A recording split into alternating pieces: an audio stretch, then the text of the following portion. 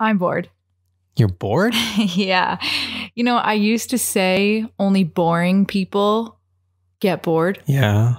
And now... But we're doing something. bored. This is a thing. This is something. Yeah, this is a thing. This feels like the only thing. And then after it, you're going to be bored again? After it, there's nothing. That's heavy. Like, you know what? I shouldn't be bored. There's so much to do. Like, I'm not just talking about like, oh, there's so much to do, like, for everyone. I'm saying we literally have so much to do. Like, Yeah. I have a January video to edit. I could do that. You have a what now? A January video to edit. Oh.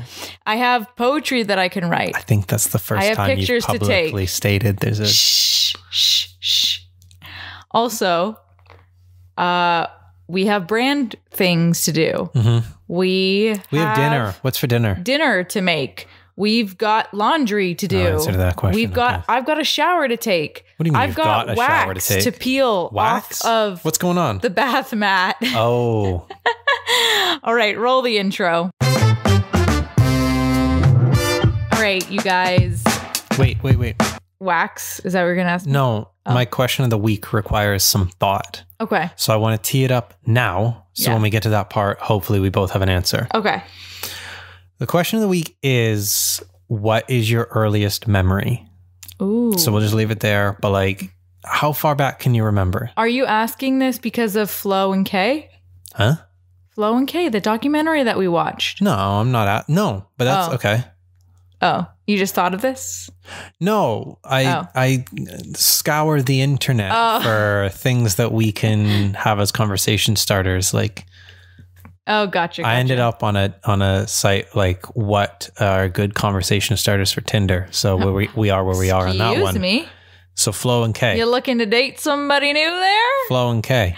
Guys, we watched a documentary. We watched 2 documentaries recently. One was about two 10-year-old murderers. And the other was about 2 savants. And if you don't know what a savant is, Google it. No, I'm just kidding. A savant is basically somebody with mental disability, but also mental genius. So like Flo and Kay. Was that the name of the documentary, Flo and Kay? I don't know. I think it was. No, the Rain Man twins. Yes. The documentary name was the Rain Man twins, and the twins' names are Florence and Catherine, so Flo and Kay. And they turned out to be like best friends with Dick Clark. But anyways, they have what was their mental disability? Okay, hang on. That wasn't a spoiler, but like it was close to being a spoiler. It wasn't at all. Which is your MO. How is that a spoiler? I'm just saying that doesn't add anything to the summary. It's just cool. Okay, sorry. But you've got to walk a fine line when you're explaining stories. Is anybody really going to watch it? They might if we sell it. But maybe saying that Dick Clark is in it will sell it. I don't think Dick Clark has like the appeal to... Okay, so then it's not spoiling anything. It's not, but I'm saying it could be. It's on the line of... All right. Sorry, anyways, guys. they're dead smart at remembering dates. Yeah, they're like, dead it can be smart. Like December 5th in 1980, we had lamb chops for lunch. And it was a sunny. Tuesday. Yeah. And they'll remember the weather. It's really crazy, but they also can't live on their own. So it's very cool. But anyways... I was asking if Eric was asking that question because they remember very, very distinct memories, like all of their memories they remember. And then two 10-year-old boy murderers. What was that documentary called? I don't know. 2 10-year-old boy murderers from Liverpool. Yeah. Who murdered a 2-year-old. Yeah. Yeah. That's it. Just looked that description. That might be the heaviest documentary I've seen in a while. It was kind of crazy. I think it was the boys who killed Jamie Bulger. Jamie Bulger? Yeah. I don't know. Something like that. But I think it's kind of crazy, that one, because they're 10-year-olds at the time. And like, yeah. I mean, the question is, how do you send them through the process of... Yeah, and can they change, or did they just find like 2 early onset murderers. Do you know what I mean? Like changes in like rehabilitate them. Yeah, like in the area that prison was it should a be mistake? Rehabilitation. You watched the documentary. Did you think it was a mistake? They just didn't know? Or do you think that they were going to be murderers when they were older? Do you know what I mean? Well, that's interesting because that's not that's like a different. I was taking it as like a question of the prison system, not as them themselves. Yeah, because that is that's fair. Question as like well. When they were tried, the question was, did they know what they were doing? Did they know what they were doing? Yeah. But most of the thing starts to focus on how they've been treated as people, and specifically because they're kids, it's all been through anonymity. Yeah. So then it's the whole like, where is the line drawn? Like, how much is that protecting them versus how much is it not giving them adequate punishment? Yeah. Watch it. Let us know what you think. Text in. Oh my God. Okay. So the reason I said I was bored was not because there's nothing to do, but because I'm just bored of the pandemic, to be honest. Like, I abide by the rules, but I am bored of the stagnancy. And I think that's just it. Because I'm just you can't bored of explore? stagnancy. I think exploration is it, but I think maybe boredom is the wrong terminology. I'm annoyed that, and this is to no one's fault, but I am annoyed that my ankle process is taking so long to deal with, and it's just delaying things even further, that I feel like if the world was still in a pandemic and I could heal during this time, then I would be swinging with the world again when everybody else is swinging. And I think I'm just bored of not being able to walk anymore. Is that because you feel like we're on the final stretch? I do, kind of. I don't know if we are, but the second wave doesn't feel as much like a second wave, even though I don't remember the last time we left our house. I think in terms of numbers, it's a lot worse. Like in terms of those infected. Really? Yeah. I mean, Ontario alone is like, but not a lot worse a day sometimes. From March. Yeah. Oh, really? I think so. Oh, wow. I don't know why. I feel like everyone's just in their groove now, so it's not as much of like a shock factor. Yeah, we're just more used to like there's other staying news at home and stuff. There's other news. Before there was no other news. Do you know what I mean? Yeah. So but maybe also that's why. There's a lot more answers in terms of like the news about it now is less about finding a vaccine. Yeah. It's more like, how do we transport frozen vaccines to Ghana? Right. But the sheer volume is way less than it used to be. Like, you couldn't go on any site or anything that Volume wasn't of related. news. Yeah. Volume of news. Yeah. Which is why I feel like it's not as impactful. See, that to me maybe is just like the fatigue of the issue. Like when people started getting haircuts in the summer, and I'm like, no, we're all in this together. Keep growing it out. Yeah. Speaking of March, my birthday was basically the start. Maybe March 17th, the day after my birthday, was the start of the pandemic. Like everyone, I mean, the start of the pandemic in the Western world, at least. I think the start of lockdown. Yeah. I think that was the day Canada went into lockdown. Yeah. And the US.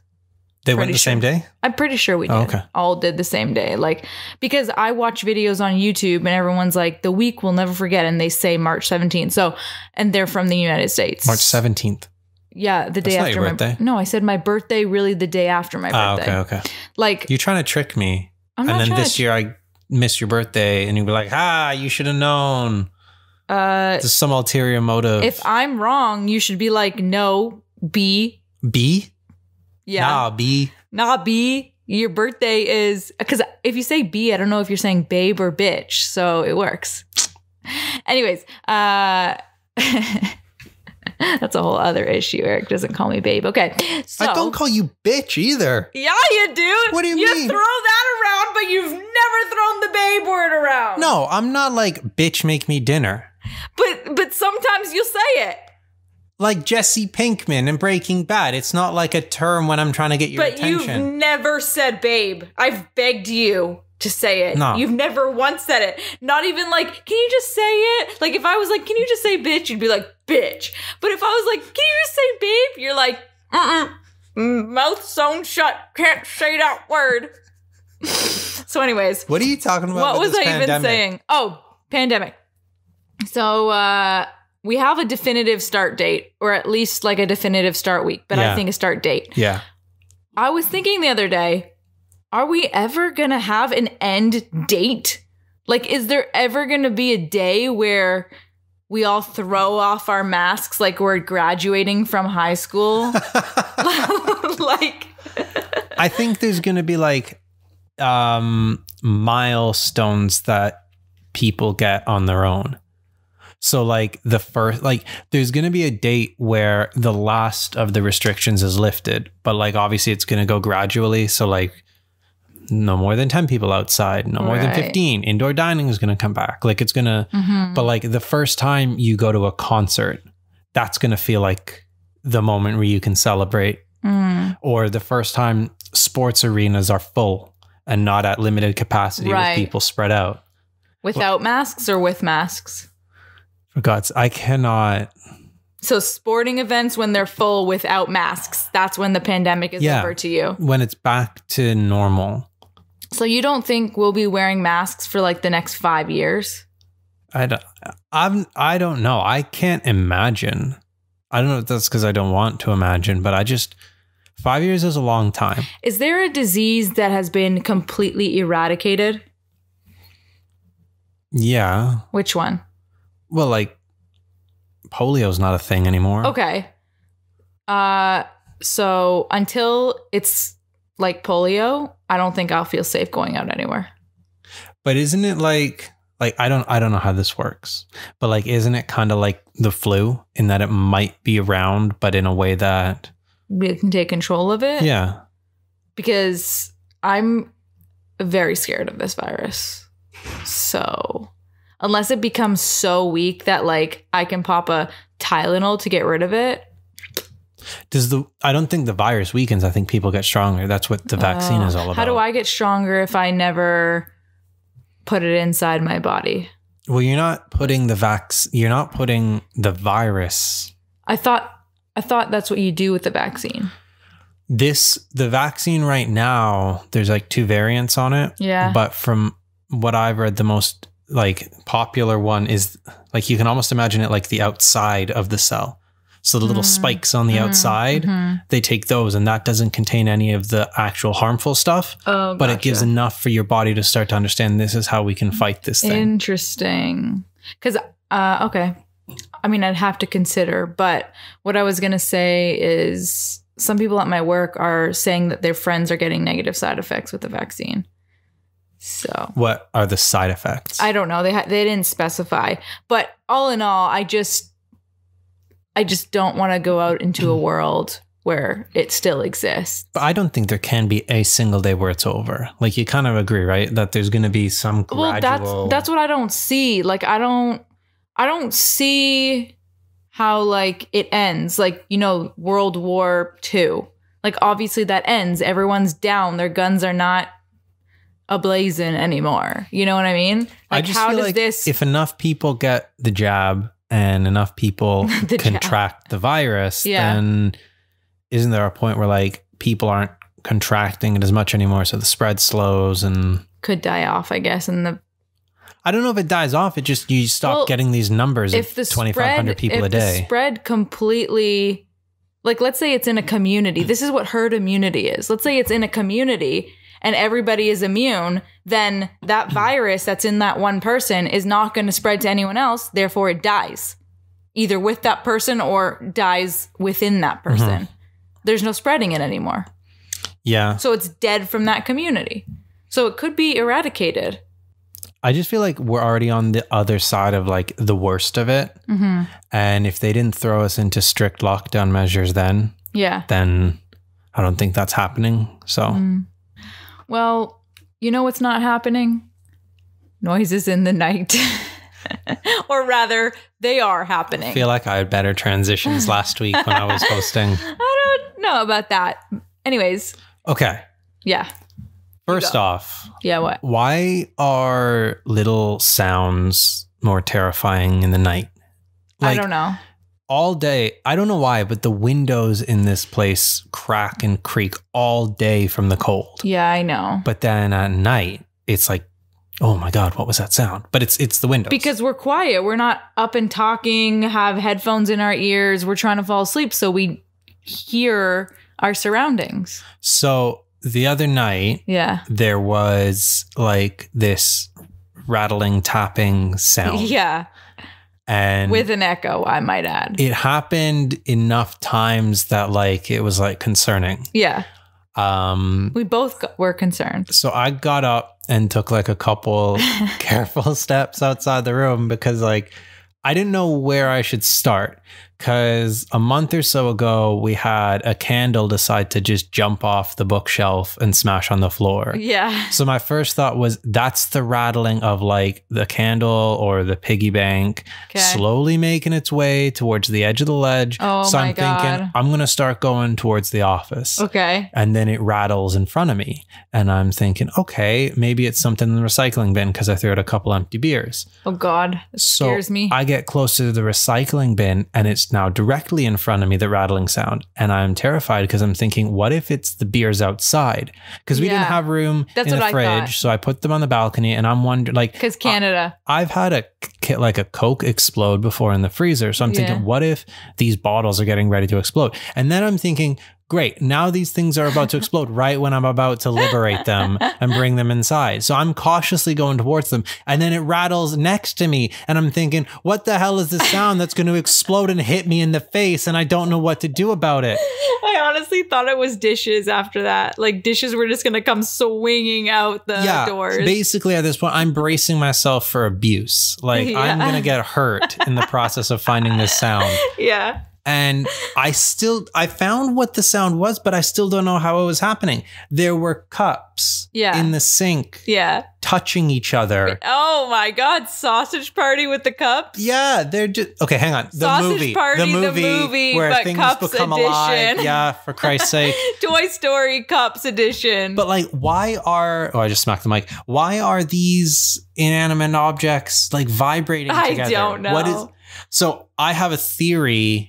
Does it involve a ghost? No. Playing with them? No. Washing our dishes with ghost water? I think that the sink moves.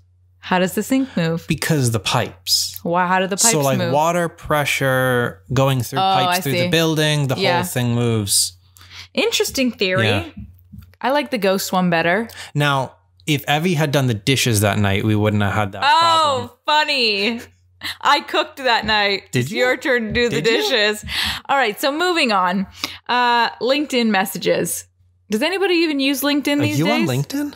I'm on LinkedIn. You know I'm on LinkedIn. You're not on LinkedIn. But no, like, you have an account, but are you on it? Do you manage that account? Like, or you just yes, I have my most recent resume and my most recent reels on there. So like, do I use it? Do I post articles? Do I like articles? Do I like statuses? Do I congratulate people? No. Oh my God. I forgot about congratulations. It's like happy birthday on Facebook. I'd never know if it wasn't on here. So I do not use LinkedIn. I used LinkedIn when I needed to find a job 1.5 years ago or so, but I don't use it. However, I feel like LinkedIn is the only app that I have notifications on for. Really? Yeah. And the only notifications I have on for LinkedIn are, oh no, actually that's a lie. I get emails. This was an email. I didn't get a notification. I got an email from LinkedIn. And basically when somebody messages you on LinkedIn, they'll send you an email. Right. So it comes in the form of an email, which is very confusing. Okay. But it's really a message on LinkedIn. So if you click the little button in the email that says reply on LinkedIn or something like that, then you can go to the message on LinkedIn. It's basically DMs on LinkedIn. So anyways. But isn't this mostly like spam? Or like people sort of like blanket messaging? Yeah, it is mostly spam, but this was a message from a girl that I knew. Hello. Right. Okay. And have worked with in the past on various productions in Canada, television productions. Go on. So this girl messages me. She says, hey, I'm coming to New York City. Mind you, middle of a pandemic. I'm coming to New York City for work for a week. and wanted to catch up with you. Did you want to meet and have lunch? Socially distant, of course. Okay. So, first of all, I'm hard of hearing, so I don't know how that would... No, I'm just kidding. I'm not, but... point of contention for us. Anyways... It's not contention, it's just concern. If the volume has to be that loud on TikTok, go on. Okay. So she messaged me and said she's coming to New York, whatever. I was in Toronto at the time and we couldn't travel, so I don't know how the heck she was getting away with that. But I messaged her back. I was like, hey, it would have been so nice to catch up with you, but unfortunately I'm not in New York right now. I'm actually in Toronto. Didn't ask to meet up because pandemic again. But basically said that would love to have coffee with her after the pandemic was over. Okay. Okay. I never got a message back. Ever. Okay. Don't you think it warrants a response? Like, okay, no problem. Like, what is yeah. what the simplest acknowledgement. Okay, no problem. Yeah, let's do it. If she doesn't want to do it, take out the yeah, let's do it. Just, okay, no problem. You know? Just wanted to reach out to you to see if you were down. No worries. I don't know. I'm torn on that. Come on. It's common courtesy to respond. It's like hanging up the phone without saying goodbye. It is, but I don't know. I get enough emails during the day. She messaged me. Yeah, but you're streamlining the whole interaction. So if it's a no from me, should I just not have responded to her? Do you remember, like... That's a no. Okay, we were talking about lockdown fatigue and that. And, like, back in the early summer, it was, oh, hey, hope you're staying safe and doing well, working from home or whatever. And that's gone. We're just, like, past that part of the email. Well, because everyone's comfortable-ish now. Well, no, but you can still hope people are staying safe. It's even worse than it was. Yeah, of course. I still write those in my emails. So why aren't you writing them? I don't. Well, that's your personality. You've got to know when the email chain is over. I'm the kind of person who doesn't have 50,000 messages in the inbox. Listen, this is why every message that comes in gets read and processed. I know. So the more that people send useless emails, the worse it gets. Except for when you or my sister asked me to forward you an email that you could have hoarded in your inbox, but you're lucky that I hoarded it in there. Wrongo. Wrong. I've got archive folders. So everything is there. I just need to search up the name. It's where it needs to be. But I don't need to send something to be like, thanks for sending me this. I don't need an email back saying, no problem, Eric. Like, that's it. The thank you is the end of our dialogue on the email. Okay, that's email, though. This is a messaging system. This is like text messaging, which is why... It's in LinkedIn, though. It's a little bit buttoned up. But it still comes up as a little bubble that looks like a text message. It's not an email. So... this is why I don't agree when people are like, you know, on text, if you have an iPhone, you can press the message and you can respond with a heart, an exclamation mark, a ha-ha, or a question mark. Yeah. Okay. You're going to say that's not a response. No, I'm going to say that is. Oh, now you're contradicting yourself. No, I'm not. That's a brief response. That is a response is the point. It's a response. I don't agree when people are like, this is not a response. I think it's a response. I do that all the time because I think it's an acknowledgement. When the conversation is over and you just send one of those things, then people know. What was your last message again? It's like a seal. It's like a take your stamp. What was your last message again? Put it in red wax, seal the envelope. The last message was something like, hey girl, I'm not in New York right now. Would have loved to meet up if I was. I'm in Toronto. Would love to meet up with you after the pandemic if that's something you'd be interested in. So a thumbs up on that would have been fine. Yes, it's a response. I would have questioned it. I would have been like, okay, weird, but at least she responded. Now I'm like, did she throw her phone in the ocean? Why didn't she respond? Maybe it's like the level of relationship there. Okay, listen, it's like calling someone and then saying, hey, can I call you back? And they're like, you called me. Doesn't matter. That's got nothing to do with what I just said. You just interrupted what I said to bring up something completely unnecessary. Not completely unnecessary. I'm saying if it's someone that you talk to frequently, there's less need for a response. Exactly. So that's where you're like... Because you're going to talk to them tomorrow. So we're on less like casual terms with each other. It requires a response at the end of whatever we're doing. Yes. Whatever this is. That's a good deducement of my troubles. But then do you have to respond to her response to close it out? If she's like, okay, no problem, just thought I'd ask. That feels like you got to now close that loop in your I would have sent her a thumbs up. Oh, this is endless. Loop closed. And then she can send like a little high five prayer emoji. No, that's not what I'm saying. And you can send a little gif of like a dancing mushroom or something. All I'm saying is that an emoji seals the envelope. She doesn't have to send an emoji. She could be like, yeah, totally. Let's plan to do that whenever this thing is over. And I'd be like, haha, okay. And then it's done. Or I could send her a thumbs up. Or I can send her a whatever. I don't know. Interesting. Okay. Okay. Anyways, you have a mad story. I told the news story last week. Yeah. And now you're coming to this podcast and being like, well, now I want to share a news story. Go for it. So this guy in the Netherlands has 300 kids. What? Like how? Like he's a donor, how many wives? Right? Oh, a donor. But only some of them were like through clinics. Well, how did he get the other ones? I don't like. He arranged it on his own.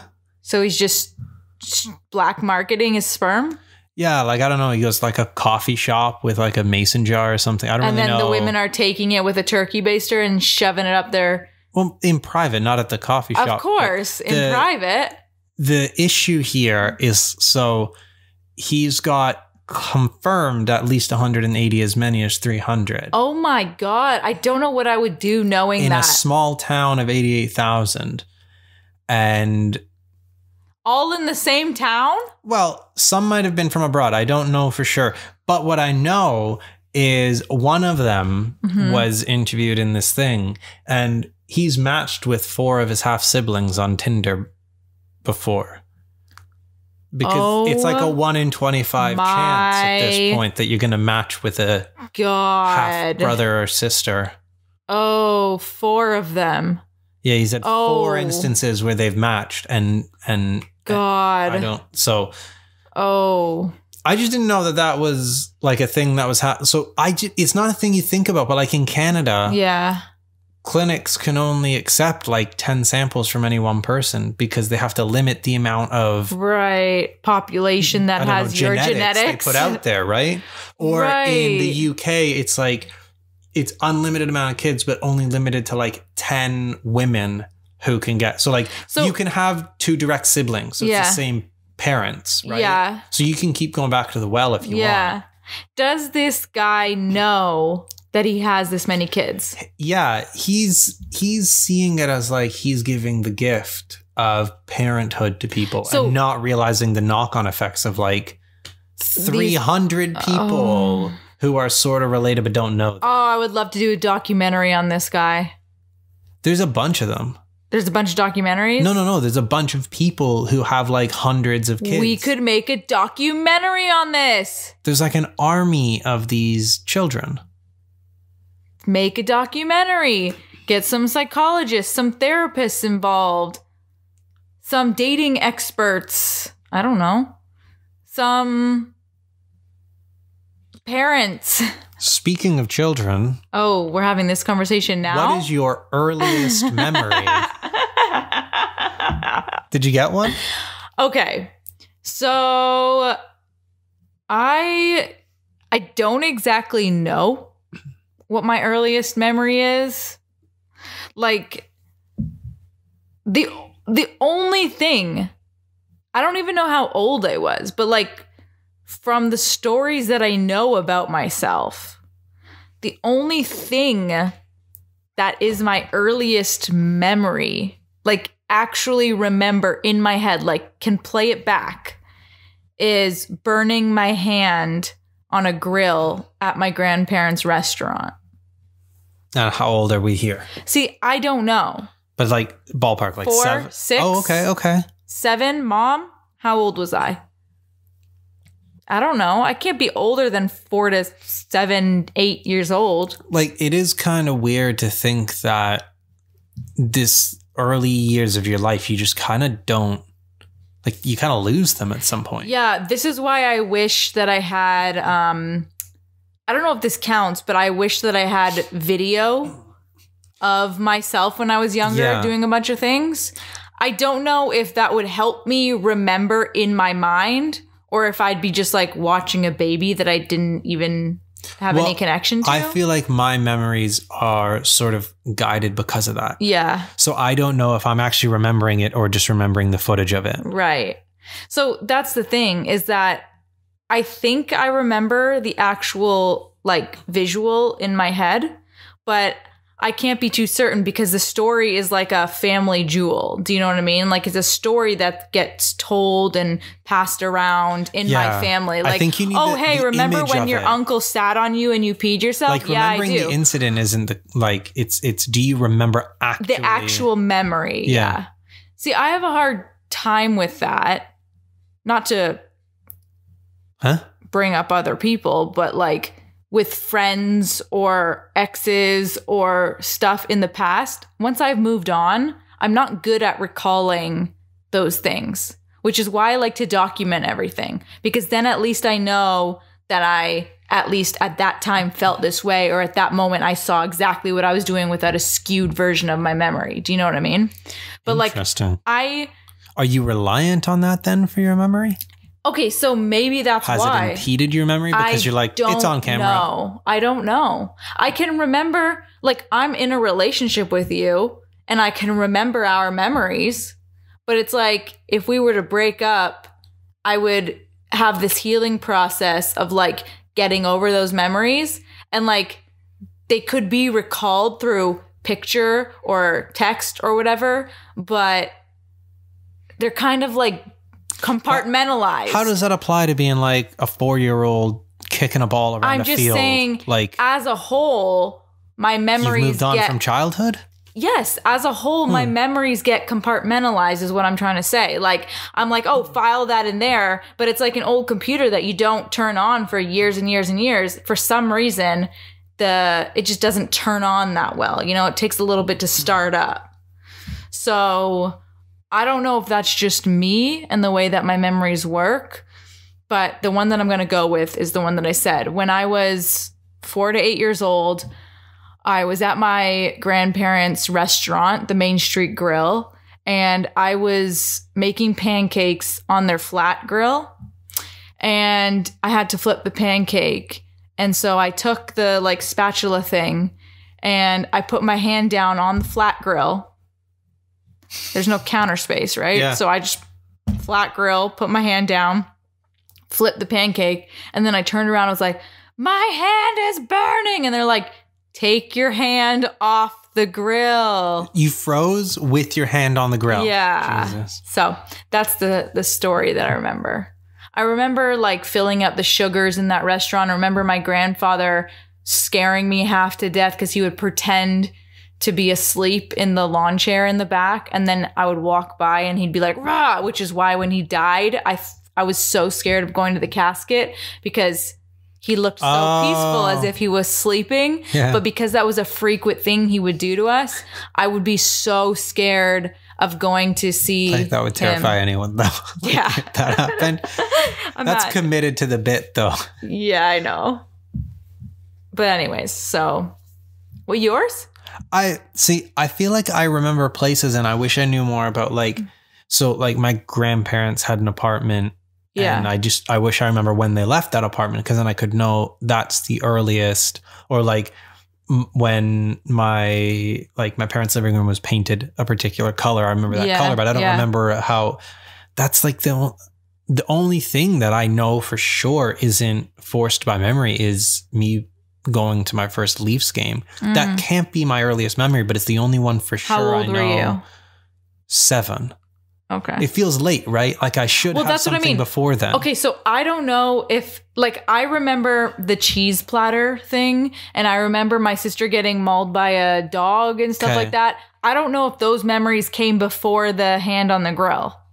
I'm going to say the hand on the grill was the earliest memory, but maybe I was older than when my sister got knocked over by that bear-looking dog. Do you know what I mean? I don't really know. Like, my mom took me to Center Island a bunch of times, and I remember me being in a ladybug. Now, I remember there's a picture somewhere of me in a ladybug at Center Island. So do I remember that memory? I don't know. Was that earlier than me burning my hand on the grill? Not sure. So memories are weird. Yeah, I think I've got a trip to Florida around 2000. Ottawa.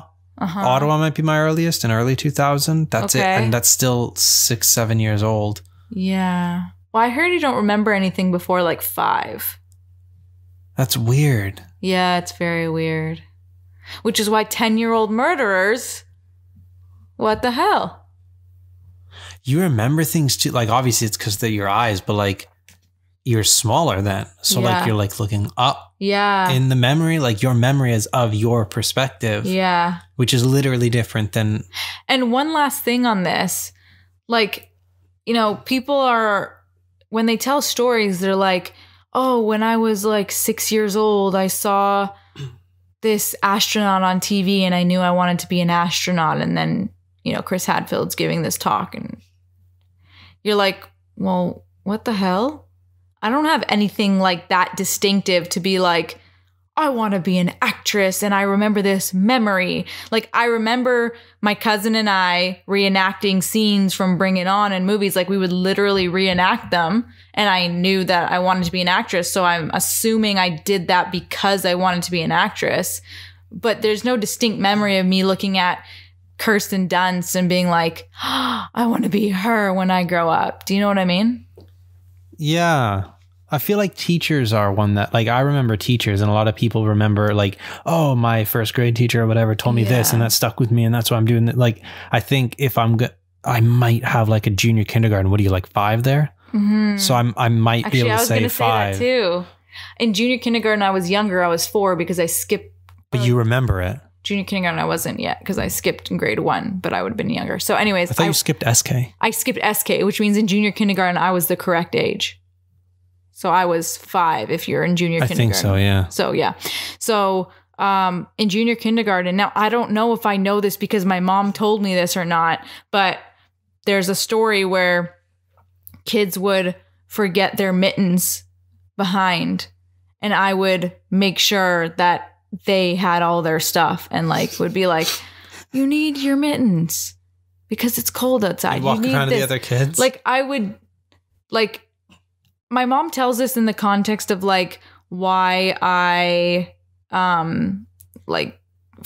feed the homeless and like give them hats and gloves and stuff like that. She just said like it's always like the care for other people has always been there from a young age, like the caring for other people more than myself type of thing. And she explains it in like me making sure all the kindergarten kids had their equipment to go into the Canadian winter and me not zipping up my jacket and all that. Do you know what I mean? Like, it's like I made sure that other people were okay before myself. Yeah. So. Interesting. I wasn't like the mom of the group. Do you know what I mean? Like teacher's pet? Yeah. I mean, I was probably teacher's pet because I was so smart, but that's just by default. That's different. Okay, so what's your earliest memory? Text What in. do you think about the LinkedIn message? Should there have been a response? Is an emoji a response? Is that a good response? No response is a good response. What do you think about those documentaries if you watch them? If you haven't, point of the whole go ahead. Back and forth, so there was no need to continue it. It's just niceties at that point. So. Goodbye, everybody.